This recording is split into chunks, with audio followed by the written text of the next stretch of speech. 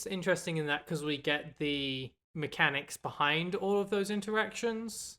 And I think that there's something relatable there. Anger is going, we're going to do this thing. And maybe there are some other emotions in there going, is that the thing that we should be doing? Yeah, that I think is one of the most relatable parts of the way that those scenes are portrayed. We're all familiar with making the decision to do something we know is shitty, but there's a bigger, more in control part that pulls the trigger anyway.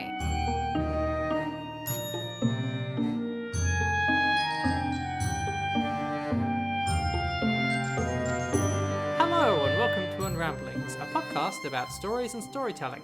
I'm Fafix. And I'm Charlyn. And this week we're talking about the 2015 Disney Pixar movie Inside Out. We'd wanted to talk about this for a while, but had thought that they might bring a sequel out at some point, and we'd been sort of holding off on that. And then we bothered Googling that and realized that there are currently no plans for a sequel, so we're just going to talk about it now. We'll obviously be giving spoilers for the full movie Inside Out. We'll also be talking probably just a little bit about the short that they put out as a little sequel to it, Riley's First Date, ? If we have any other spoiler warnings or content warnings, we're going to drop those in right here. Hello! We actually have very few spoiler warnings today. We have one very small mention of something from Onward. It's not actually plot relevant. You should go and watch that film. It's been very underrated because it came out on streaming rather than going out in theaters because of COVID. We also did an episode on it, so you should definitely go and check that out as well. We also have no content warnings. It's an Unramblings miracle. Okay, and back to the past. Welcome back. Okay, so Inside Out tells the story of Riley, who originally lives in Minnesota but is moving to San Francisco at age 11, which honestly sounds great, but isn't, because she's 11 and having to leave behind all of her friends and her hobbies and the things that she's known her whole life. Her parents are very much tied up in their own thing and aren't always as supportive as they might be, and expecting her to be happy all the time. We see this very well because it's also mostly told from within her head with personified emotions and the general workings of her mind. We see the way that the change in her life is causing a huge change in the way that she understands the world and a change in how the emotions are interacting and understanding each other, which then tells itself also through the main story as she decides to run away from home and try to go back to Minnesota before eventually deciding not to do that and actually talking to her family about how she feels about these things, which means that they open up a good dialogue and everyone lives happily for at least the next brief period of time until they eventually do decide to do a sequel. Okay. I realize I editorialized a lot more in that than I normally would, but I'll let you pick up the slack from that. Okay. Inside Out follows Riley, who is about 11 years old, and her emotions as they try to keep her on an even emotional keel during a transition from Minnesota to San Francisco for her dad's job. This is a pretty big upheaval for her. Previously, her life had been very stable and she'd been a pretty happy-go-lucky kid who didn't need a whole lot of emotional hand-holding and things like that. But this move has disrupted pretty much every aspect of her life and she's having a hard time coping with it. And so her emotions, who are mainly led by her emotion joy, are not really sure how to handle the situation because Joy is trying to push Riley to cope with things in the same way she always has and shutting down the emotion sadness's attempt to kind of take the wheel and handle things as Riley's processing the move and how it's affecting her. So the story ends up following Riley's transition as she's kind of coping with this move, but also the struggle of Joy, who had previously been her primary emotion, as she slowly comes to recognize the utility of sadness as an emotion, which was previously not something that Joy seemed to really get. Yeah, I think that's a pretty good summary. Okay, so let's get into it. I believe you were going to introduce the first point. One of my favorite things about this movie, and like a big reason that I love it so much, is because the entire film is premised on a pretty simplified but also pretty accurate structure of neuropsychology. And so that really appeals to me, obviously, with my background in psychology and social work as well, because a lot of the themes that are explored have to do with the way your brain works, the way humans process emotions and emotional situations, and the way that trauma affects somebody and changes what coping skills are relevant and helpful, and also the way that family dynamics kind of play out in different situations. And you see all of that done really well and really elegantly in this movie in a way that is clearly very well researched. Like, they definitely did their homework, and you can tell if you watch the credits that they had like a mind and behavior institute and a couple of like prominent psychologists who study emotions and emotional development and things like that as a part of the people consulting on this movie, which I appreciate. Yeah, I mean, it's obviously a story told about the emotions. I think it's interesting and really well done how much of that is also part of the world building that they use in this. I mean, obviously a lot of it is set in the real world, but the world of how Riley's mind works is just built up through all of those little details. Like, in a lot of ways, the real world is mainly providing context for what's happening in the world of Riley's cognition.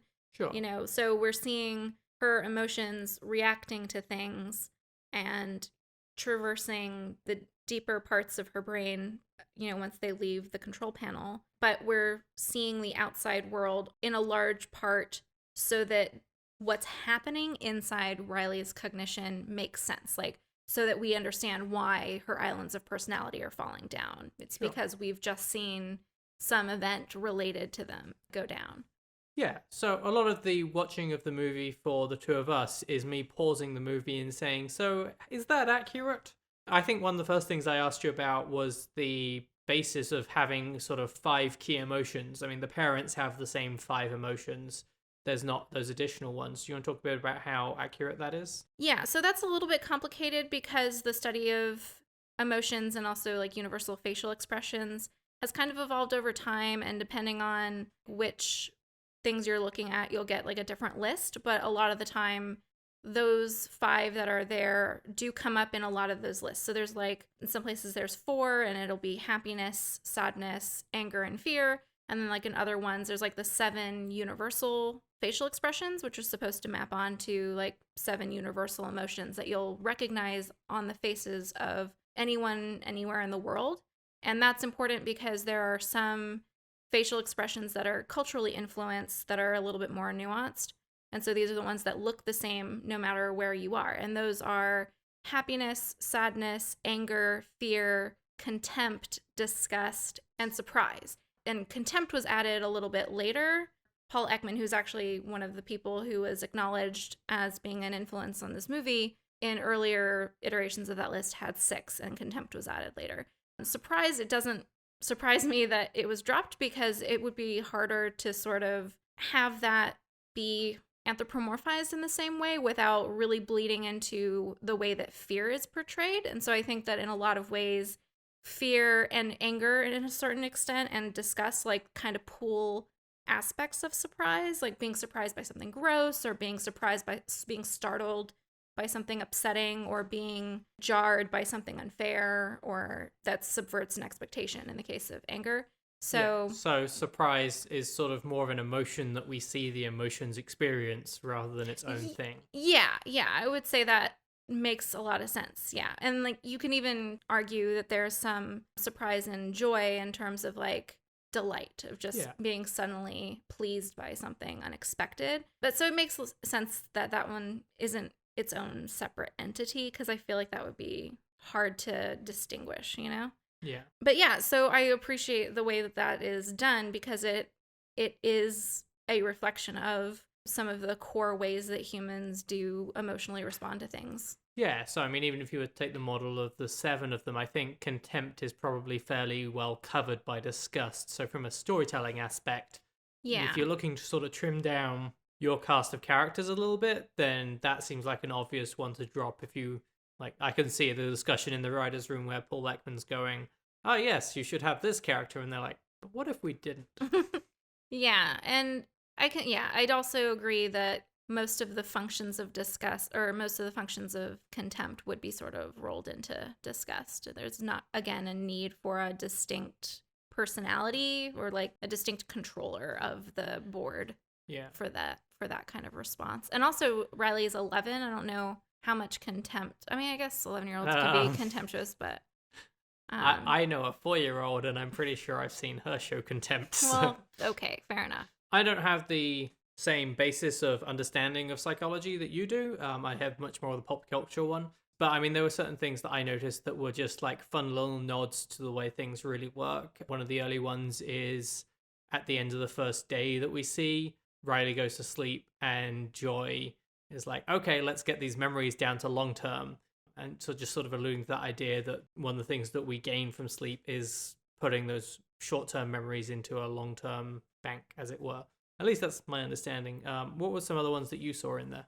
Well, the sleep thing's interesting because we don't really know for sure why we sleep or what the function is. And a big part of that is because there are some people who do not need hardly any sleep at all and seem to function just fine as far as their cognition. Hi, Shadow. But that is one of the like more prominent theories, is that sleep is a time that we do organize our experiences and decide, like, in some ways what's worth remembering and what's not. Yeah, I'm actually halfway to being one of those people. I've decided I don't need sleep. The cognitive stuff really does take a hit for me personally, but I'm working on it. Yeah. I remember I took sleep and dreaming, and that was one of the things that our instructor really emphasized, is that we actually don't know for sure. Like, there are a lot of theories with a strong basis. Like, there's a lot of support for dreams in particular going a few different ways. Like, a lot of researchers have concluded that there's a good case for dreams being a part of like memory consolidation and things like that, and also of processing, practicing scenarios, etc., but also some evidence for it being a kind of cognitive noise while other stuff's going on in your brain. So it's really weird.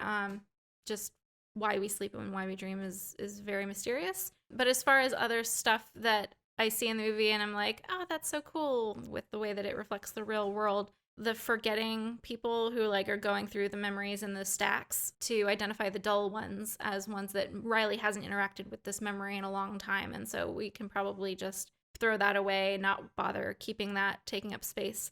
And it's like phone numbers that she doesn't need to access anymore because she has a phone, or like a whole lot of things from when she was really, really young. Like we see the memory dump, the pit where all the memories end up kind of decaying forever. And almost all the ones that Joy picks up to interact with are from when Riley was like 3 or younger, which is a period of time that we don't really tend to keep memories of like later in life. And so I like the way that that like ties in a very accurate way. And of course, there's like some cute visual things too, like the stacks themselves that are the shelves full of memories. When it's zoomed out, you can see that they're like curved and textured so that it looks like the cortex, like the creases on the outside of our brains. And similarly, when they're going down into Riley's subconscious, the stairs that they're going down are textured in a way that's very similar to some of the structures in like the brainstem, like the vermis, the way that they're like sort of crinkled looking. And that just makes me happy because it's just like, that's so cool that they did that. So there's a little attention to detail. So what I'm hearing is that there is a small man in my brain that kicks up the advert jingles on a regular basis. Is that correct? I mean, I don't know exactly how that mechanism works, but definitely things are catchy. So yeah. And of course, one of the most thoughtful things that's done throughout the movie as far as the story of joy and sadness and their journey through Riley's brain is that that whole thing is started off by Joy trying to prevent sadness from interacting with Riley's core memories, because when she does, she makes them sad. She changes them from being happy memories or joyous memories to being sad memories. And I appreciate that they're showing that interacting with your memories in a different context actively changes what those memories are, because that's true. We're going to talk about that a little bit more later, but I love that that is such a central premise of the movie, because a whole lot of people tend to think that the way you remember stuff is how it happened and like your memories don't change, but that's just not how your brain works.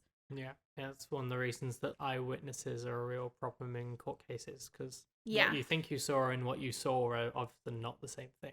Yeah, very much the case. So one of the last things I wanted to talk about here before we get a bit more into this was just sort of get your take on the personality islands that you sort of have going on there. You've got the 5 at the start, and then there are more complex versions of them later. They seem to be sort of how Riley chooses to define herself rather than something more innate. Is that, how did you read that?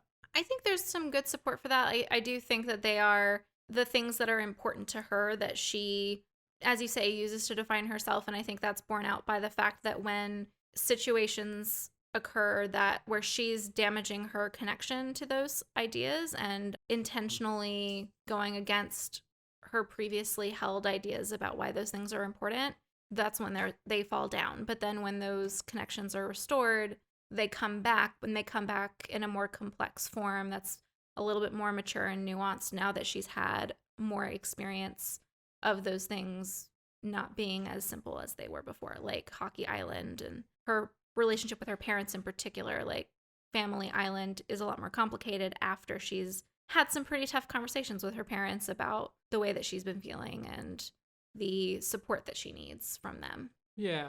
Okay. So they're sort of more like it's something where she drives the islands rather than the islands drive her. Yeah, because she will have an experience that forms a core memory, and then that core memory either powers a new island or will swap out the core of an existing island. So like with Family Island, she had a core memory that was one of her pretty early ones. It's very happy and stable with her parents in Minnesota. But then after she tries to run away and then she comes back and she has the very honest and emotionally intimate conversation with her parents where she talks about how she can't just be happy. You know, this is hard and she's having a hard time feeling anything but sad right now as she's kind of adjusting. And her parents finally see that she's struggling with it and acknowledge that it's hard for them too and that it's not fair for them to expect that this is going to be just fine. That becomes a new core memory for Family Island, showing that her relationship with her parents has developed some more complexity as she's gotten older and been able to have those kinds of conversations with them and get that kind of support. So then you see Family Island is a lot more complicated, like it's way more developed. There's more like sub areas and things in it later than it was before when her life and her relationship with her parents was really simple. Yeah, and that is a core memory base that is happy and sad. Right. Is there a basis for the core memory idea in psychology, or is that something that was more developed as a storytelling device? I don't know, honestly. You should know all of these things. It's not really I'm not an expert on memory or anything, but it is true that when we access memories, the things that we're accessing them for and like the context of accessing a memory changes that memory, and we don't necessarily have a way of telling. It's not like we have a version history or anything like that. So when you're accessing a memory, you don't necessarily remember that you remembered it differently a previous time. And like that goes back to what you were talking about before with like eyewitness responses. There have been a whole lot of studies showing that you can manipulate people's recall of a situation based on like using leading terms and phrases and things like that.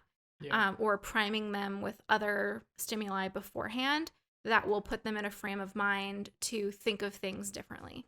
And people will insist up and down as the day is long that like, no, the way they remember it is accurate and true and how it happened and stuff. And even if you have like video evidence, people will be like, no, but that has to be fake or something because I remember it differently.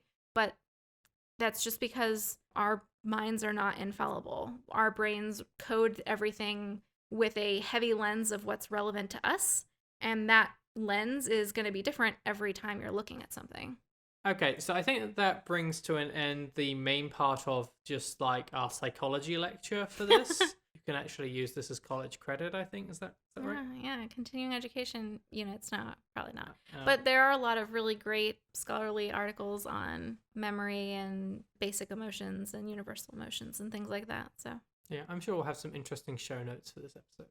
Mm-hmm. So I want to talk a little bit more about some of the social, cultural aspects of this, which is perhaps more what people are used to from us. So we see that everyone has these same 5 emotions within the story. Riley is obviously primarily piloted by joy throughout the movie. There's a question of whether that will change a little bit afterwards, but I think she's still sort of the leader position. Whereas her mother seems to be piloted by sadness, and her dad seems to be piloted by anger with a sort of second in command of fear. But both of her parents also have a more complex control panel situation where all of the emotions have some access to things at any given time. So, and it seems to be like with her dad that anger is the one like signing off on stuff, but every other emotion like still has like a control panel thing that they have that they can interact with. And her mom, it's more of like a shared, like a committee situation where the sadness emotion is more of like first among equals kind of a thing. Yeah, I think that the mother's panel is much more of a discussion group, whereas I think that the dad is modeled after a militaristic style of leadership. Very I mean, there's hierarchical. There's the whole thing with the foot and the two keys to be able to initiate it, and also the repeated calling of the anger as sir. Yeah, they all call him sir. It's very hierarchical in its structure. We don't really see that with the mom. It's a much more egalitarian type of less hierarchical structure. Yeah.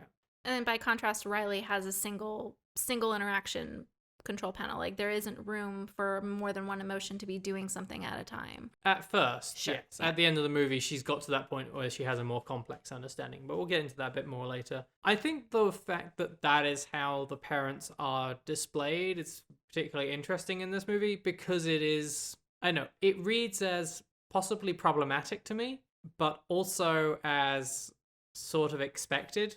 Like, it's almost lazy in, okay, the dad is the one that gets angry and has to put his foot down, and the mother is, like, sort of not really ruled by happiness, but gets by. And I suppose, I think it reflects pretty heavily on certain cultural influences, particularly with the dad, because anger and fear anger in particular, are the emotions that men are socialized to express in our culture. Like, it's generally frowned upon for men in our culture to express joy in a lot of ways, to express fear particularly, but fear often ends up coming out in men in our culture as anger because that's the way that our culture has told men it's okay for them to be upset or for them to be emotional about something and like respond strongly.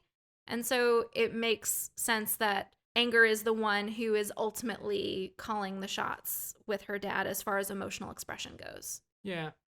We need to get one of those like tacky soundboard things with a toxic masculinity button. Oh, yeah, definitely. And I described it without calling it that. But yes, that's exactly what I'm talking about. Like, it speaks to me of that internalized toxic masculinity, that idea that the only acceptable way to be clearly affected emotionally is to be angry if you're a man in our culture.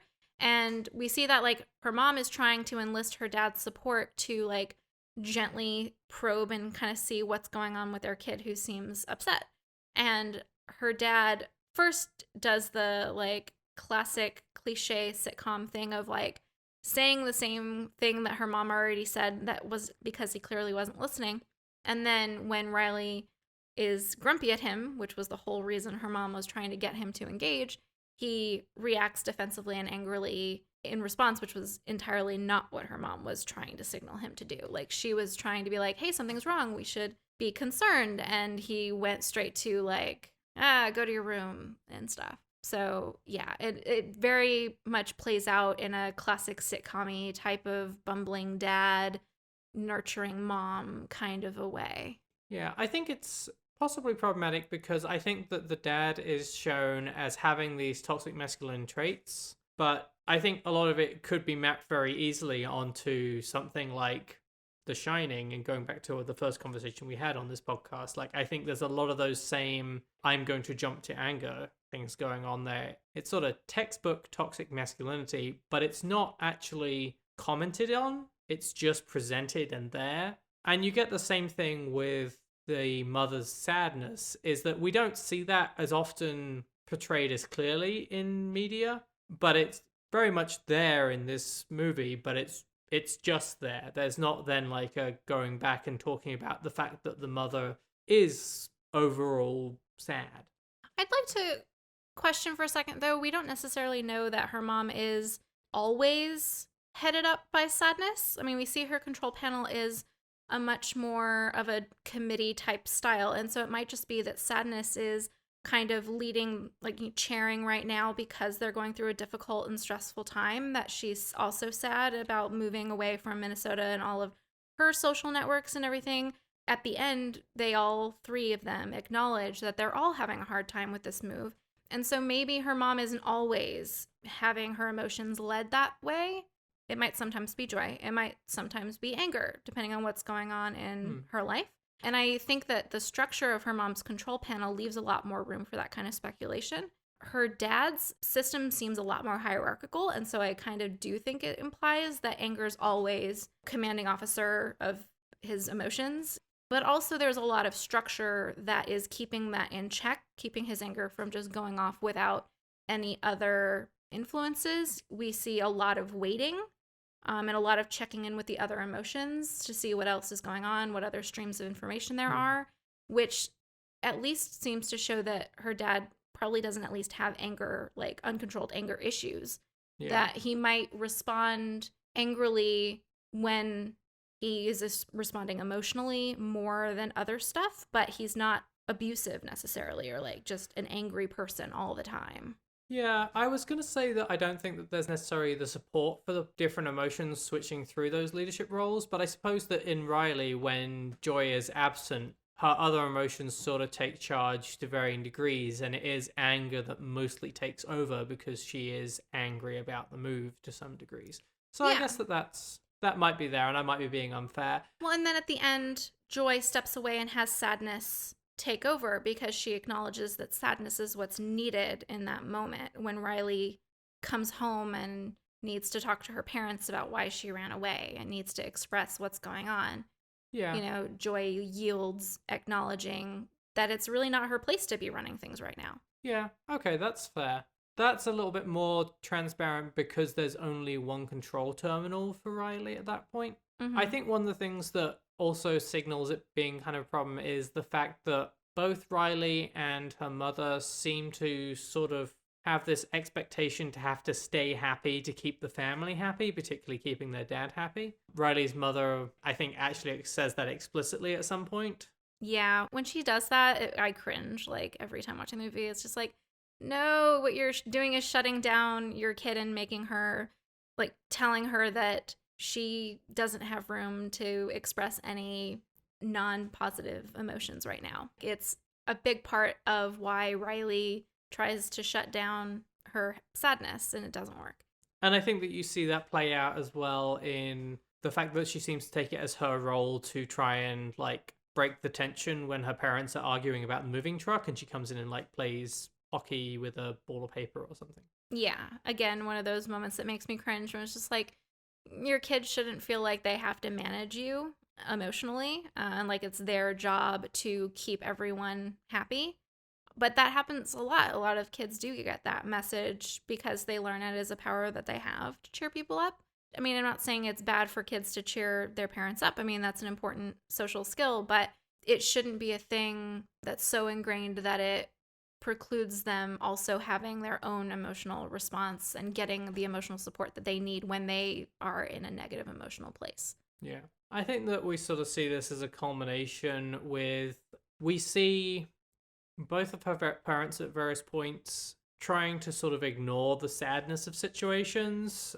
Like when her dad has yelled at her and sent her to her room, he tries to come in and like make amends. And rather than being like, hey, let's talk about the problems and things, his reaction is to try and be silly with her. Like there's no acknowledgement of any sadness on either part. It's just the like, we should play around. Oh, you're not in the mood, I'll come back later. Yeah, and there's also not even any acknowledgement that like he overreacted. I mean, he says things got kind of out of hand or something like that, but it's a statement that's very clearly avoiding placing any blame, including taking any blame for himself. And that is something we see adults do toward kids a lot in our culture, you know, not just ours, but I know a lot of the time adults don't learn to apologize to kids when they do something wrong. And I think it's important to do that because it's hard for then kids to grow up and apologize and be honest about when things are their fault as they get older. If they learn that apologizing is a weak thing to do or something that puts you in a bad position, when really sometimes it's a necessary step to resolving a problem. And sometimes it is your fault. Sometimes you did things that were not okay, and you need to acknowledge that. Even if you had good reasons for it or whatever, it's important to acknowledge that you hurt somebody else. And that's what her dad avoids doing. And when he sees like, oh, okay, well, being silly is not going to work, he doesn't even then try apologizing. He just drops it entirely and is basically waiting for a time when she will be amenable to being silly or like letting it go. Yeah. And that modeling from her father and her mother being like, hey, we have to be happy because it keeps everyone else happy, becomes a driving force in the whole movie. Like, I don't think that it's ever explicitly stated, but it's a modeling that you see Joy pick up. Like her, definitely. Her response is, Riley can't ever feel sadness. That's not allowed. Like, I know we have all these emotions and then there's sadness, and sadness, stand in this chalk circle. Don't touch anything. And we'll try and persuade, like, even like when Bing Bong is sad, is like, don't be sad. Just stop being sad. That's the only reaction she can have, and that's very clearly something that Riley/Joy has picked up from her parents. Yeah, I would definitely agree with that. And you can see that because there hasn't been room for being sad in Riley's interactions with her parents, that Joy and to an extent Riley have never acknowledged or understood the function of sadness. I mean, that's an important journey in the movie, which we'll talk about more later, but like that's a super important idea, that because of that shutting down, certain recognitions are just never made. Yeah, so let's talk about Joy. We get the majority of the movie from her point of view, and a lot of the driving force is her sort of failure to understand what her role and what others' roles are. Yeah, like Joy seems to identify herself with Riley in a kind of unhealthy way. Like she views herself as the primary or main emotion and like all the other ones as secondary and not as important. And we also see her do some things that, like, I don't know, they're almost kind of creepy. Like when she's watching some of Riley's memories, she'll like mimic Riley, like her physical movements, like the ice skating around the control center, to mimic a memory of Riley ice skating on the pond in a way where like she's inserting herself as Riley in that memory in a kind of a weird way that shows that she views herself and Riley as way more entwined than any of the other emotions. Yeah, it's funny, one of the words I have written down in my notes is infatuation, which I think goes too far, but it is, like, it's not a romantic infatuation, but there is a issue there. We are given her as sort of an unreliable narrator, as she seems to at least define herself as Riley to an extent. Like, I think it's easy to watch the film and think of Riley and Joy as being almost the same person, and I think that's because that's how Joy sees it. Yeah. And we see them doing the same things, and that's partially, I think, because Joy has been sort of in the driver's seat for a lot of Riley's life, because a lot of Riley's life was very stable and she's a pretty happy kid. There was never really any reason for the other emotions to take over for significant periods of time. So she's identified herself as being sort of the pilot of Riley.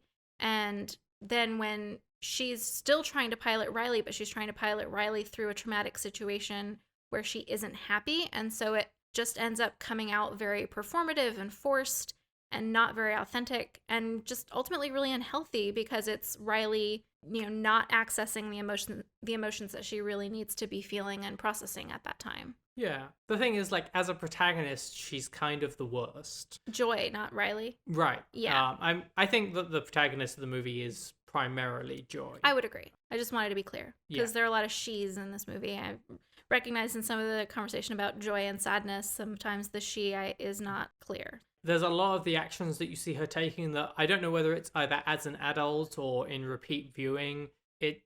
You're just like screaming no at the TV. It's like, that's like, she's so self-involved. Yeah, she is. And I think there is an extent to which that it reflects well on the emotion joy itself being somewhat present-centered. There are such things as long-term happiness. I'm not saying that there's not. And there is such a thing as a happy temperament, which Riley does seem to have. But joy itself, like, it seems to be very centered on like how I'm feeling right now. And that seems to be what Joy, the character, is always focused on. She always wants Riley to be happy right now.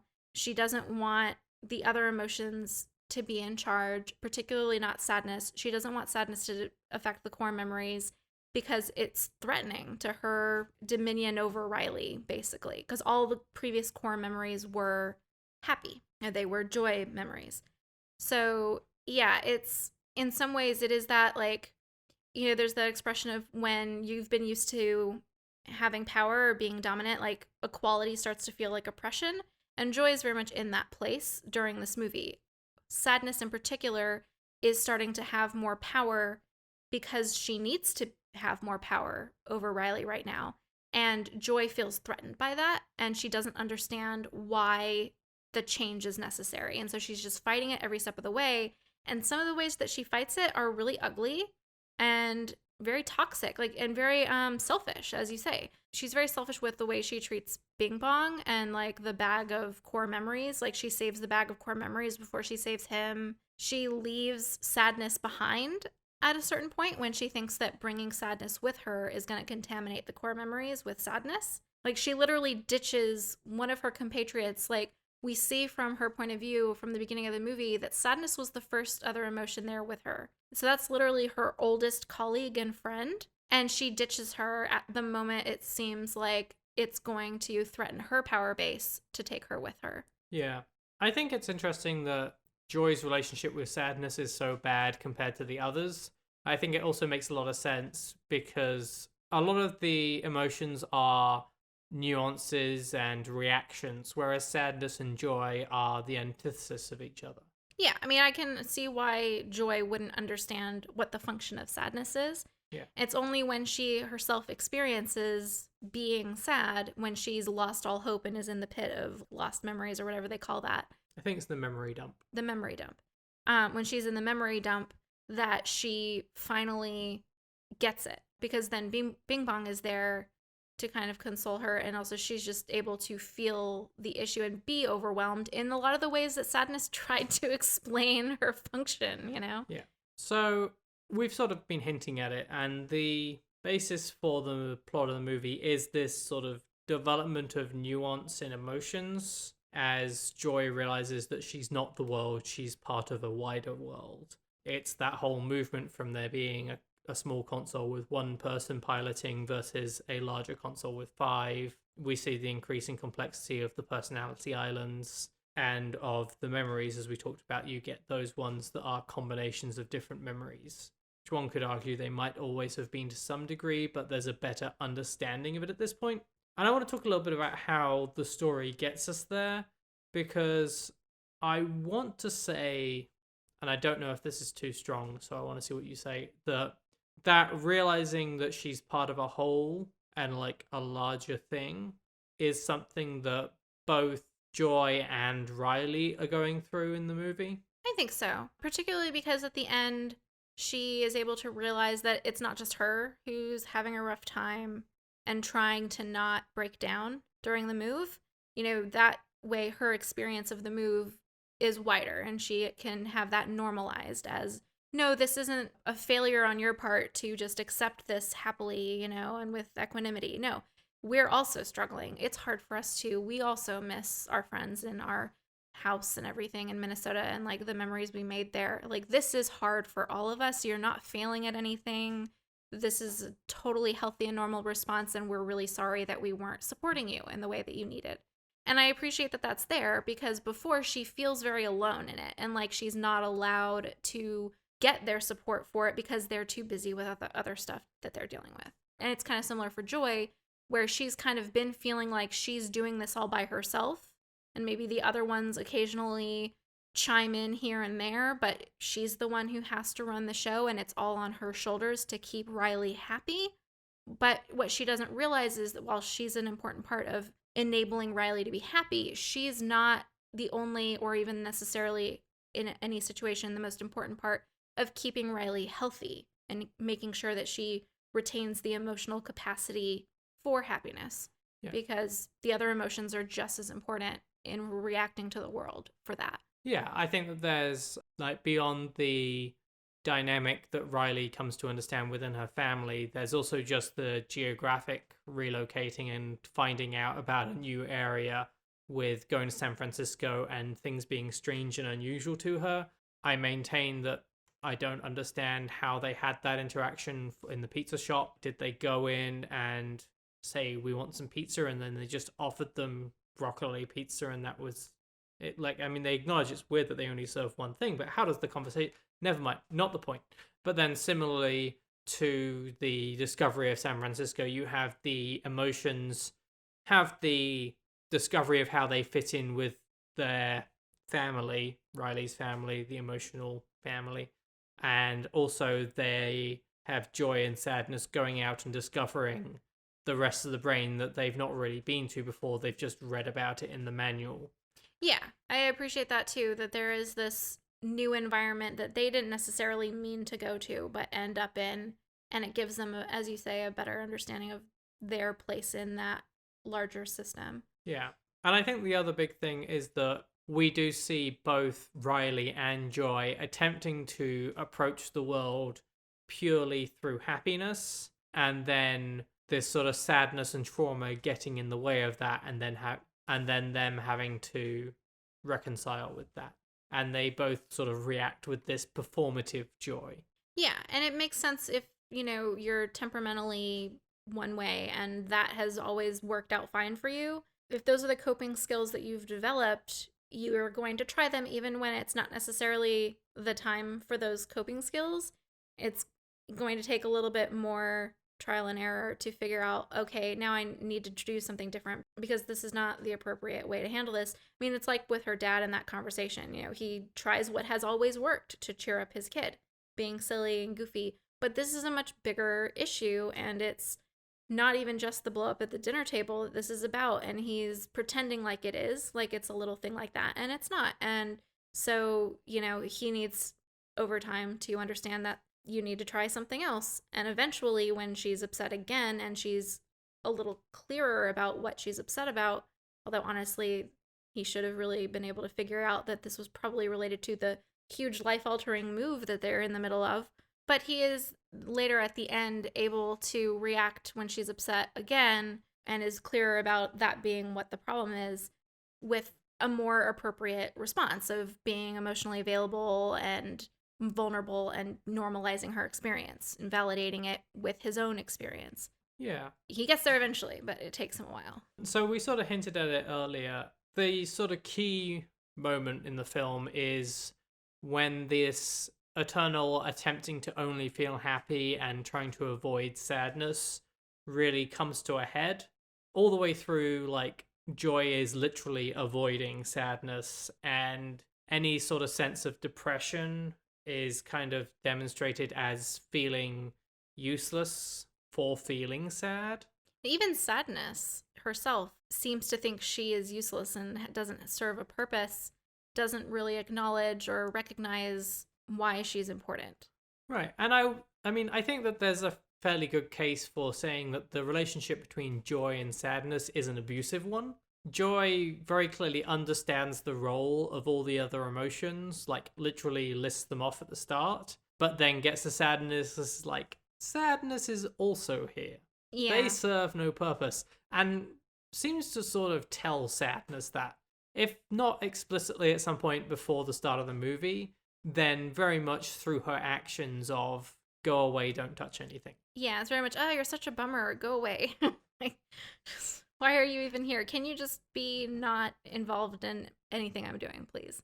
Yeah. And I mean, all of that, like, it's one of the things that makes Joy so frustrating as a protagonist, is that she doesn't understand why sadness is there, but most of what sadness does is, while apologizing, explain why she's there. Well, yeah, I mean, sadness is constantly giving her own synopsis of like what she's doing and why she's doing it. But part of why she exists is so that there's some space to feel overwhelmed and sort through life's problems. Like, we see her exercising her functions of like listening to Bing Bong when he's sad and validating why he's upset and consoling him, but not in the way that Joy does, where she's basically trying to fix everything by just saying, well, just ignore what the problem, and even just saying things that just aren't true, like trying to convince Bong that he is still relevant to Riley when he's not. He's her imaginary friend from when she was very, very young, and she's 11 now. No, she is done with him. He's right. And it's hard. He's in a rough situation. But Sadness is able to acknowledge the reality of that situation in a kind and supportive way where he feels heard, and he's able to get through that experience and move forward and figure out what that situation means for him going forward. Whereas Joy just fails to recognize that that's something Riley also has to do, that she has to sort through the things that are not happy things, that sort through the things that are painful and difficult, so that she can decide what to do about them and how to move forward. Yeah, there's a point fairly early on, and it's passed off as a joke, where Sadness says that crying helps her slow down and obsess over the weight of the world's problems. Exactly, yeah. But that's sometimes what you need. So. Yeah, I mean, it helps you acknowledge that the problems are there, which is something that Joy keeps trying to avoid doing. She wants to pretend that there aren't any problems and just focus on the happy things, and that's just not how life works, and that's not a reflection of a full and complete life. I mean, she finally understands that when she herself is in the memory dump for a while and doesn't see a way out. Yeah, she certainly, I think comes to a lot of realizations when she's in the memory dump about the importance of sadness, and that's sort of been a bit of a progression. And we sort of see that play out in how she makes sure to save Sadness and take her back to the control room with her, and her sort of understanding that Sadness is the one that needs to get the idea out and is the one who needs to take the helm for that conversation at the end. Yeah, and I think there's something very important to the fact that Sadness is the only one who can affect the control panel right now, because Sadness is what Riley needs to engage with emotionally. Yeah. The other ideas or the other emotions try to take the idea out, the running away idea, and it won't budge. And it's because Riley has totally shut down, because the only emotion that can really break through right now is sadness. And she's been denying herself that. Right. She's been incapable of accessing it, first because Joy was pushing sadness away, and then because sadness was literally inaccessible and Riley completely shut down emotionally.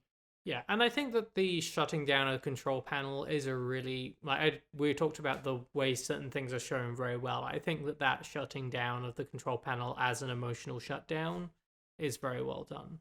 I agree. It does show how, in that traumatic situation, when she didn't have a way to process her feelings in an emotionally appropriate way, she couldn't process them or anything at all and just became emotionally numb. Yeah. And I think that the other thing that we wanted to talk about as far as how the psychology is shown is the thing you mentioned earlier about how interacting with memories can change them. Mm-hmm. And also how different perspectives of the same memory can feel different. So you talked about when she's down in the memory dump and she realizes that depending on how you view that one memory, it can be happy or sad. Did you want to talk more about that?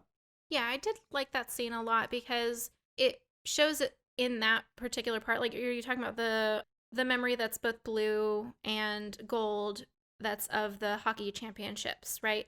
And so Joy thinks of that memory as there was a hockey championships and we sat up in the twisted tree with mom and dad, and then the team was there and they lifted Riley up and everyone was together and things, and that was really happy and supportive. But Sadness's perspective of that, yeah, that was a really bad day up until that point. Riley was really upset because she missed the last goal. That was why they didn't win the championships, and so she felt like it was all her fault, and she went up to the tree and was crying, and her parents came up to be supportive and cheer her up and hug her and stuff. And then the team saw that she was upset and came around and they rallied around her and, made sure she knew that she was their friend and valued and they loved her, and that they could still have fun together and they didn't blame her for that situation. And so you can see that you don't actually know what's going on if you're seeing only one part of that, either of that. It could seem like just a really horrible, traumatic day if you only have the sad part. It can seem like a great, awesome, yay, everyone loves me type of moment if you only see the happy part. And it's really only when you have both of them together and you're able to kind of put together the full experience that you really know what happened. And I think that's a big part of Joy, recognizing that sadness enabled the joy that happened. Like, she wouldn't even have had that core memory of the team all rallying around Riley and like the fun experience with her parents in the tree if Riley hadn't been sad first. Which I think is an interesting thing on the whole, like, you can't tell what happiness is unless there is also some sadness in there. As a context, as something to compare it to? Yeah. I You suppose. disagree? I'm not sure. I think you can have pure happiness, but I think context definitely helps us to identify our emotions. And knowing how to identify our emotions is a really important part of being able to express them in a healthy way. Like, you can't tell someone what's bothering you or how you're feeling if you can't recognize what you're feeling. Yeah, that's fair. So we talked about Bing Bong earlier, and I wanted to just sort of take a look at his trajectory and how he's characterized, because I think he does a lot to represent everything that's happening on a larger scale within the story in a more condensed way. And I think it might just be an interesting little lens to look through. Okay. So, I mean, as far as the sort of fun psychology applications in there, I mean, obviously having a physical representation of an imaginary friend is, I think, Adorable. adorable. There we go. That's the word for it. And I like some of the way that the characterization is shown in the way that children understand things, and like his whole, oh, animals were all the rage back then. Yeah, when you think about the age kids are when they have an imaginary friend, it is often also the time that they are getting really into animals because they're starting to finally understand that they're different. Yeah. Yeah, it's sort of like the fascination with peekaboo when kids finally understand object permanence. It's like, oh, I finally understand that cats and dogs are different things. Now I love animals. There are a while where babies don't understand that cats aren't babies. I don't know, but there's usually a period when little kids just generalize all small fluffy things as like being the same thing. Like, they'll just call everything a kitty or everything a puppy or something, like depending on what they've learned first. It takes them a while to be able to differentiate that, you know, dogs and cats are different, and, you know, birds are a different thing, etc. Bunnies are different, whatever. And kids are just delighted with knowing stuff, which is fair. Knowing stuff is pretty awesome. I've heard that you're a fan. I am a fan. There's obviously other elements of that as well. Things like he's made of cotton candy and cries candy. I don't know, that just warms me in some way. But within regards to the emotional sense, I think one of the most apparent moments we get of how Joy is dysfunctional is that when Bing Bong is upset and crying, her reaction is, stop being sad. We need to go do the thing. Come on, let's go do the thing. We've seen her react that way to sadness before, but there's a stronger backstory there of her not having patience for sadness, whereas her connection with Bing Bong has been much more excitement. Oh, you're the imaginary friend that I used to love and had sort of forgotten about a bit. Yeah, like, she loves Bing Bong. When she recognizes him, like, oh, we had such great times. Like, that is an old friend to her, and then she just turns on him on a dime. Like, the moment he's sad and the moment that he's not useful, she's very instrumentalizing of him in a really gross way. Yeah. Even for someone like that, like, her instinct is to ignore an emotion that isn't joy. Mm-hmm. And I mean, I think even with the other emotions, like, she tolerates fear because she understands that it keeps them safe. But Bing Bong is also the first time that we really clearly see what sadness does as good. And I think the first time that Joy sees it, like, we see sadness explaining her role and trying to achieve those things before. But with Bing Bong, we get the example of this is sadness fixing something. Yeah, and Joy acknowledges and sees that sadness helped somehow, but she totally doesn't understand how sadness helped. Or, like, what was the point of you listening to him being sad? Like, why did that make him not sad anymore? I don't understand, and it's very frustrating to watch because sadness is, again, in that position where she's trying to validate her existence, even though she's already, like, literally just in front of Joy demonstrated the value of her existence, and Joy still doesn't get it. He was sad, so I listened to what was upsetting him. Nope, I don't understand it. He should have just stopped being sad. Yeah, and not only listened, but I also validated his feelings and expressed to him that they make sense. Didn't minimize them or try and dismiss them in any way. Gave gave him some space to express those things and feel those things, and he's still not getting, okay, I don't... It's interesting how little interaction Bing Bong and Sadness have in general. They have that moment together, and then otherwise it's largely Sadness seems a little unsure of why Bing Bong is there. And I can understand that. Like, Sadness wouldn't have the close connection to the imaginary friend in the same way, because it's an imaginary friend is a playmate.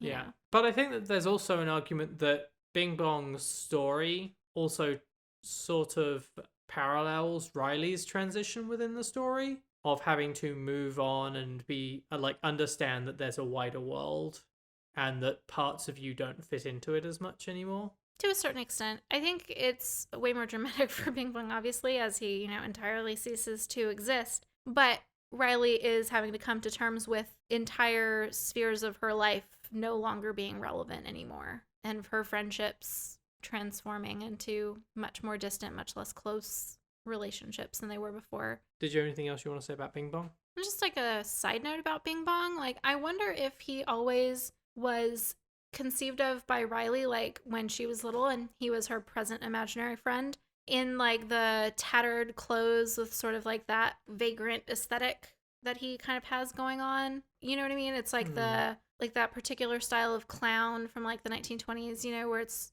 all tattered clothes and hat and things. That's very much the model of what he's wearing. I wonder if that's a reflection of his place in Riley's mind, like at the present day when she's 11 and he's not as relevant and he is just kind of hopping around from place to place, sort of digging in the garbage of Riley's brain because he's not relevant, or if he was always that sort of fun clown type of I wonder if I can find an answer aesthetic. to that. There might not be an answer to that. It's just an idle thought. Okay, so I have a vague answer for you. In the flashback scenes where Joy is remembering Bing Bong and young Riley, he does seem to still have that aesthetic. He does look cleaner, like he looks younger somehow. I don't know how that creature looks younger, but managed it. Okay, interesting. So I think that's all of the main things that we want to talk about. But I think the big question is, and this might get a little bit more personal than we usually do, is what makes this story so relatable? Well, I think there are ways in which this story is really relatable to anyone, and also ways that it's very relatable to us specifically, like me and you. Yeah. And so there are certain like interactions that are very relatable, I think, to anyone. Like the fight at the dinner table. That back and forth is, I think, very relatable because every kid has been in that situation and every parent has been in that situation. And even if you didn't really have those kinds of arguments with your parents, one of your siblings probably did sometimes, where it's like your parents trying to ask you about something, but you're being kind of closed off and defensive, or your siblings being very closed off and defensive. Then one of your parents gets defensive about you being defensive, and like things sort of escalate in that way until you're in trouble now. And so I think we've all kind of seen how that happens, and the breakdown of how those different small pieces are sort of contextualized, maybe misinterpreted by the other parties in the conflict is very relatable. So particularly like there's Riley who's upset and irritated because she's going through this huge upheaval and the only emotions in her head are anger, fear, and disgust. And so her mom is trying to ask her about school, which was a horrifically embarrassing situation. And she's like, I don't want to talk about it. And her mom is like, oh, something's wrong. And then her dad is like, well, how was school? And she's like, leave me alone. And he's like, you're back-talking me. And it kind of goes from there. And I think it's interesting in that because we get the mechanics behind all of those interactions. And I think that there's something relatable there. I know that you mentioned the fact that like there's anger is going, we're going to do this thing. And maybe there are some other emotions in there going, is that the thing that we should be doing? But anger's sort of winning out in the moment. Yeah, that I think is one of the most relatable parts of the way that those scenes are portrayed, and that there are other parts of the personality that are maybe not as on board. And I think that we're all familiar with being in an argument or, an agitated state and making the decision to do something we know is shitty. And like, there's a part of us that knows this is the wrong move. This is going to bite us in the ass later. We probably don't want to do this, but there's a bigger, more in control part that pulls the trigger anyway and says the hurtful thing or does the pain in the ass thing that escalates the conflict instead of de-escalating it. And yeah, there's a part of you that knew what you were doing. And I think that that's important. And we see that for both Riley and her dad. Like, her dad's other emotions are sort of like battening down the hatches, kind of. Yeah. While her dad is like, okay, we're doing this. And we see fear and disgust kind of trying to wrestle with anger a little bit. And anger is just like, nope, I got these controls now. Like, nope, we're doing this. And of course, there's the things we've already talked about with the changing of memories by interacting with them. And I think one of the more relatable things in this is the way that a memory can change based on the context that you're looking at it later. So the way that those core memories are changing, the way that her recollections about things that made her happy in Minnesota makes her sad and start crying at school. That's all very relatable. It's like, these things did make me happy, but now I'm in this circumstance where I have to acknowledge that my relationship to those things has changed. Yeah, and I think that it's portrayed well in the movie as being the move. I think probably a more universal thing for that is thinking about past relationships, moments that were very happy at the time but are soured by the fact that relationship has ended. Definitely. I think particularly for people who are maybe older and have experienced that, but not even necessarily romantic relationships, but like your friendship with somebody that you've then had a falling out with. And, you could remember the good times, but yeah, it becomes tinged with sadness or tinged with anger when you reflect on the new context of the more recent events. I also think like one of the other scenes that I think is really relatable is that scene we talked about before where her dad is trying to then talk to her about the fight that they had at dinner and, him trying to provoke her into being silly and just sort of letting it go and kind of moving on.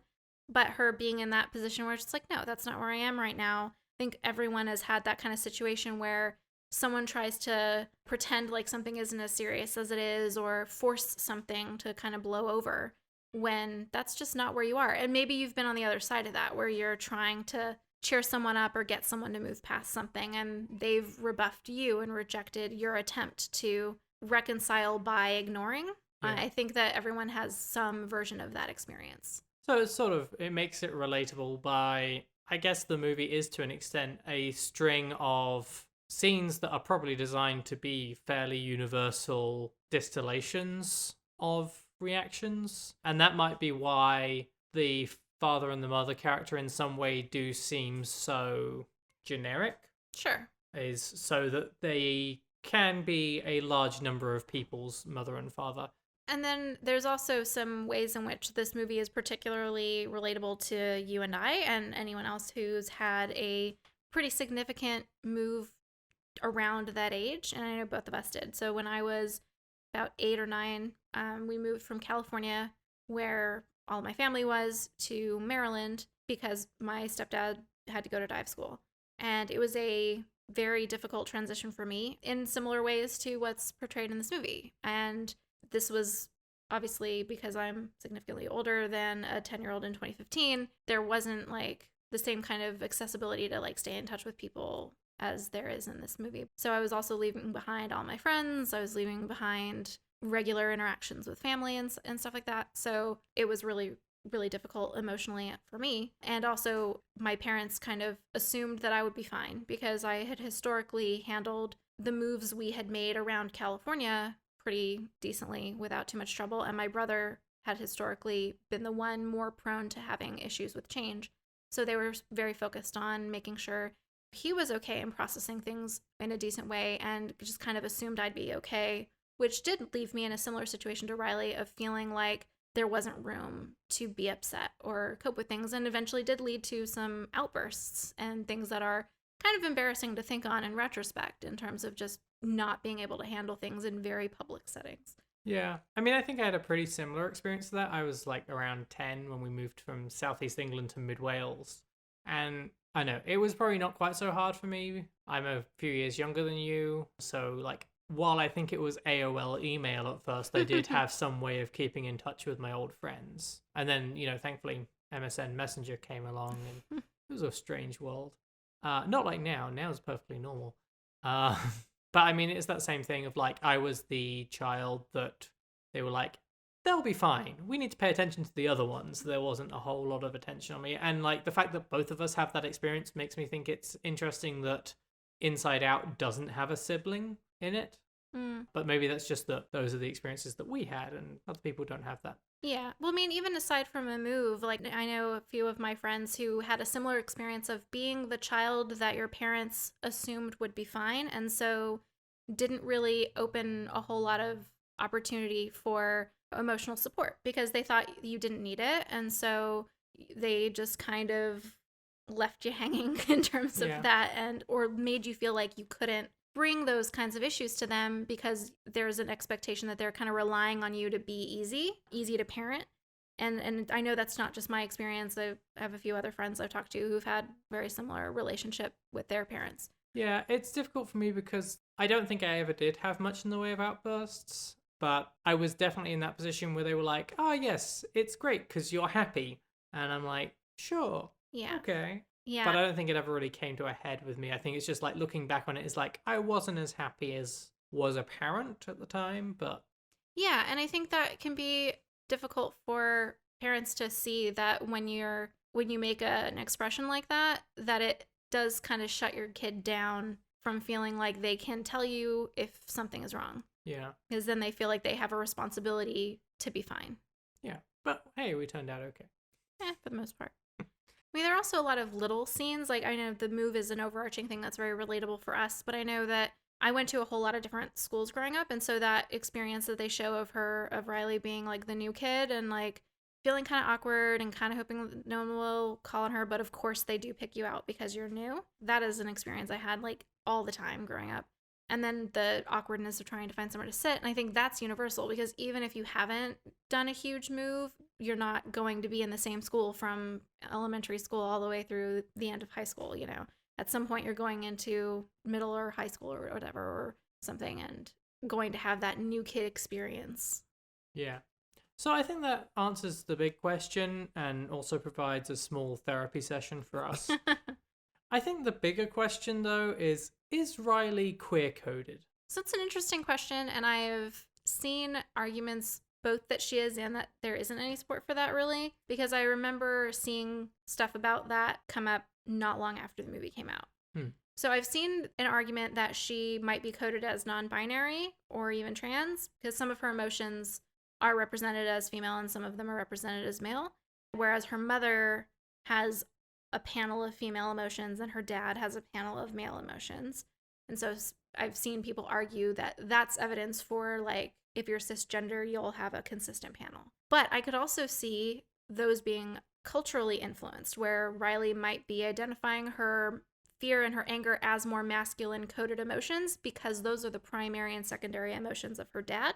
And then the other ones, which we see a little bit more active with her mom, could be coded as feminine for her for that reason. So that might be a modeling thing or like a cultural messages thing, like that sadness and joy and disgust are more feminine emotions and may not necessarily reflect on her gender identity. Yeah, I like the idea that Disney would make someone quietly non-binary, but I'm not sure I believe it.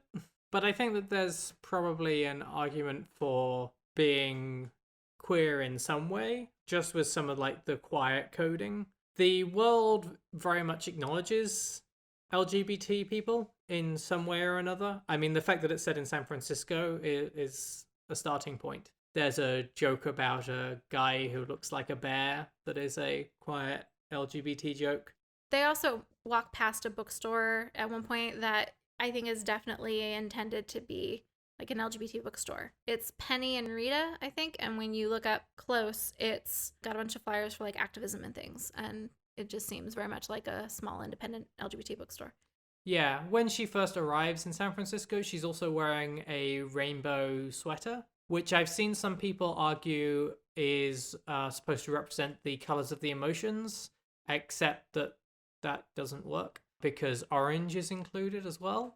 So there's not just the 5 colors for the emotions. And Bing Bong also has a flower on his lapel that is rainbow, also including orange. Okay. I think it's kind of slim. Sure, but I think that this is, like, Disney Pixar has been moving towards including LGBT characters in one way or another. I can't remember what the film was. It wasn't great, but there was like a character where everyone was very excited because he was like canonically gay. Mm-hmm. And he really like the only reference to it is that he comes out as gay at the end as kind of like a joke because the female protagonist has been into him the whole movie and like asks him out, and it's kind of played for laughs. But I think that they have been moving towards including more and more characters. I think there might be another movie coming out before too long that does include some overtly LGBT characters. Well, and Onward has an explicit mention of a lesbian relationship. Right, yes, good point. So I wonder whether this was them like just dipping a toe in the water and going, what if we just like put some hints? Will people be upset by pride colors? I don't know.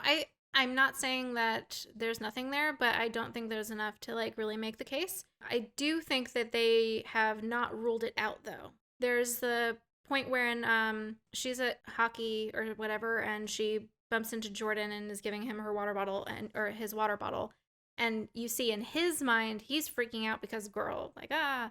And then in the short Riley's first date, which is like really her parents think that maybe this is a date because Jordan has picked her up to go skating with friends. There's never any confirmation from Riley's perspective that she thinks of it that way or thinks of Jordan that way. She's more focused on the social embarrassment factor of her dad being alone and embarrassing with one of her friends. Yeah. And so I do think that's interesting where you can definitely make a case for Jordan at least being nervous around girls, if not being interested in them romantically. But you never really get anything from that perspective from Riley. You get the boyfriend generator, but it's super shallow and two-dimensional in Imagination Land. Yeah. And that could easily just be more of like a cultural thing. In fact, the fact that there's so little depth to that generated boyfriend idea, I think it in some ways could be an argument that that's not something she's actually particularly interested in at this point, if ever. Yeah, I think that like with the short, it's never confirmed in a way that would be so easy to do. Mm-hmm. But I think that there's definitely room for it to be a case of like maybe Jordan thinks he's picking her up for a date, whereas Riley might have just been like, "You're gonna meet me beforehand." Okay, fine, sure. Yeah. But I remember when we were talking about this, I think I remember you saying that maybe her jealousy about Meg making the new friend, her friend from Minnesota, and talking about how it's almost like mind reading, like with the new girl on the hockey team, and Riley gets super jealous and closes the computer, that might also be an indication of her maybe having romantic feelings for her friend. But I could also see that going either way, being just a best friend or maybe also a crush. Who knows? yeah, I don't think that there's anything to say that she is one way or another. The question is really just, is there some queer coding in general? To which I think that there's a little bit, and I kind of hope that they do a sequel and maybe explore it, but meh. Yeah, I could very much see all of these arguments going either way, as far as them just being reflections of the environment and the culture, like them being in San Francisco and stereotypes about emotions being feminine or masculine, etc., modeling type things. There's also stereotypes about the fact that she plays ice hockey.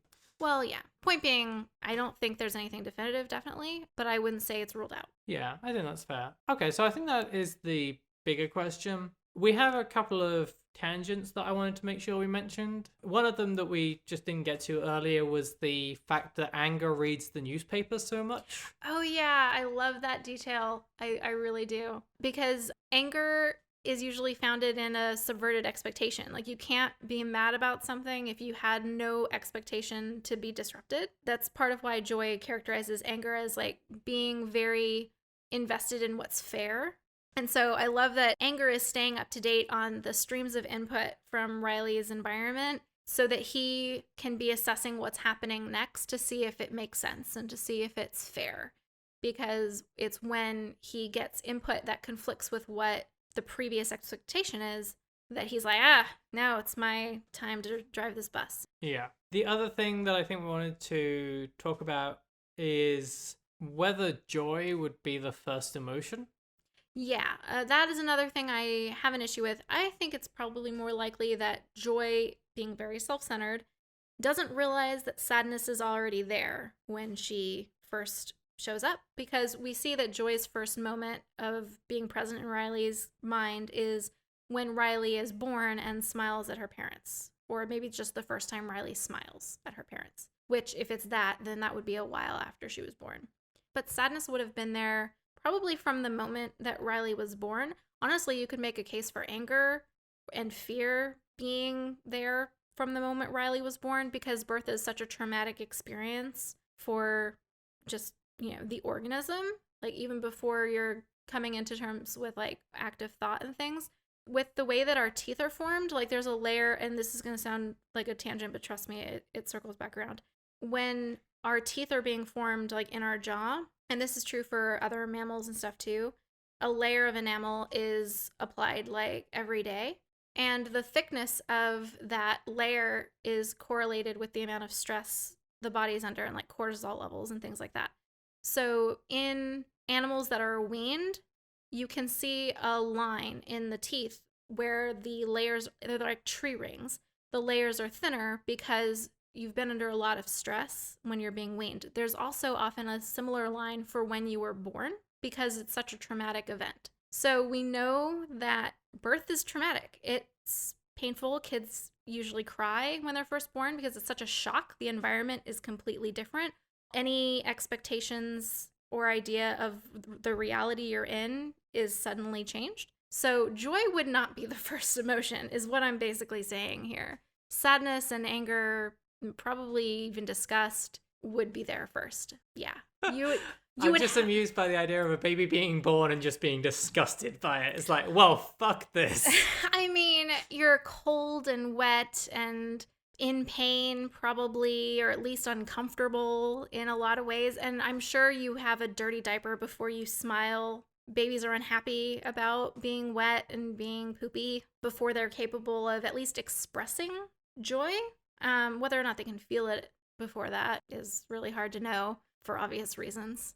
But yeah, my point being, I think that's just joy being self-centered, and sadness was there before, if not at the same time. Physiologically, at least. Yeah. That's what makes sense. That's fair. So I think that was our tangents. Do you have any fun facts? So I guess I'm just running this section for this podcast, which I guess is fine. You usually do it. So fun fact that I encountered when I was looking at the credits to identify some of like the psychology consultants is that there are just so many weird and fun cameos in this movie. For example, the mind worker cop Jake is Flea. Huh. Yeah, so I thought that was interesting. And also, like, there are some comedians who have some cameos. Like, the forgetter Paula is voiced by Paula Poundstone. The ones that I had noticed when we were doing it is the two guards for the subconscious, who have, like, a little skit that is just a bizarre little addition of, like, oh, whose hat is this? Oh, it's my hat. I wrote my hat in it. Well, I wrote my hat in my hat. And they're voiced by Dave Goelz and Frank Oz, who are both do a lot of the voices for the Muppets, and Frank Oz was Yoda, which is particularly fun because the guards are called Guard Frank and Guard Dave, but Guard Dave is played by Frank and Guard Frank is played by Dave. Huh. How weird. They do like a whole who's on first thing. Yeah. Any other fun facts? I don't. I think a lot of the sort of fun facts for this were really just part of the episode because they're sort of the fun world building things. Okay, so that's the episode for this week. Please do check out our social media. You can find all the links in the show notes below, or just search Unramblings on any social media platform when we come up. Do also check out our YouTube channel. We'd love it if you go and subscribe and check out everything that we're putting up over there. Let us know what you think of this episode. Let us know what other things you'd like to hear us talk about. We're always looking for new content to work on. Thanks for listening to Unramblings. We hope that you'll join us next time.